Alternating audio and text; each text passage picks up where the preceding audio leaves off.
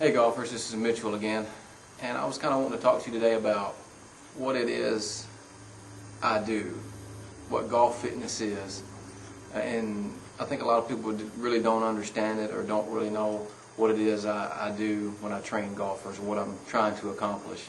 And basically what it is how the body and the swing come together.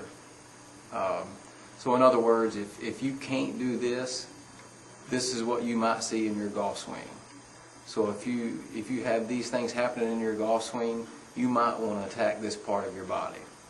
I think people now know that physical conditioning can really affect how you swing the golf club and affect your performance and how you play golf, because I think the best players in the world have validated it now. So it comes around to where to start. I think a lot of people want to get started or want to try to start doing some stuff. They just don't really know where to start.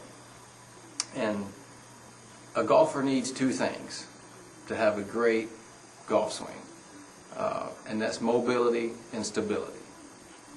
And I think when I say mobility, people think, we all know flexibility is important in golf, but mobility is not just flexibility. It's a combination of joint range of motion and muscle flexibility. I think most people probably think, when I say mobility, they think muscle flexibility, and that's certainly part of it, but your joint needs to be able to move too in order to have mobility. And then on top of that, you need stability. So if I was to have a slingshot, say I've got a slingshot, you may have heard this analogy before.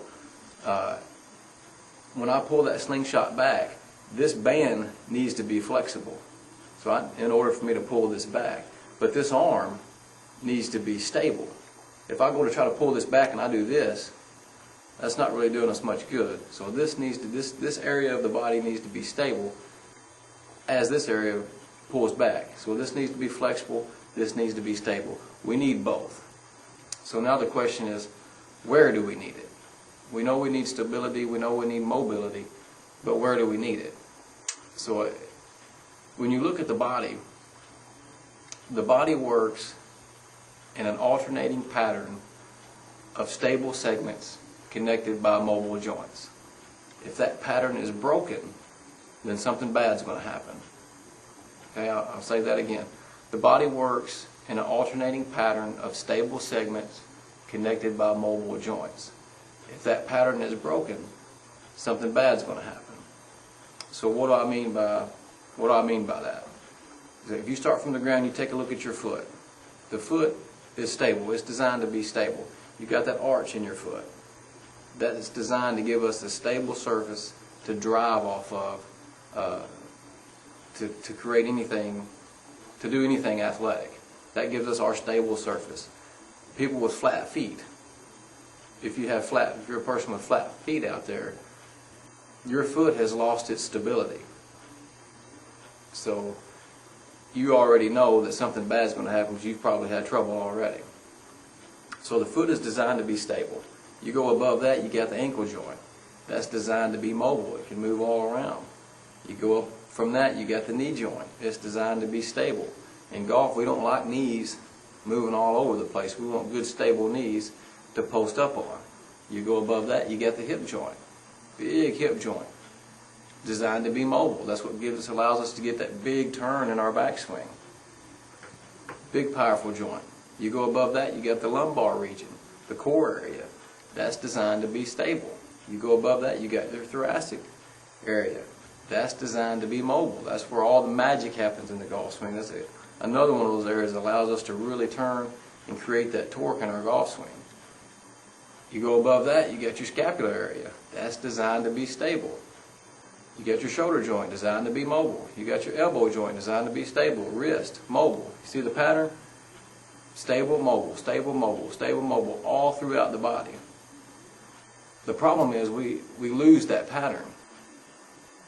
If somebody has a tight hip, a hip is supposed to be mobile.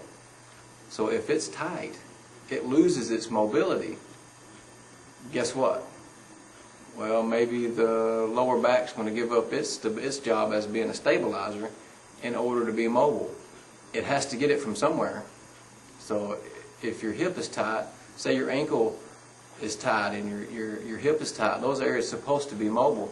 Well, you may sway and slide in your golf swing, get in your knees. Your knees will give up stability in order to be mobile to accomplish what you want to accomplish.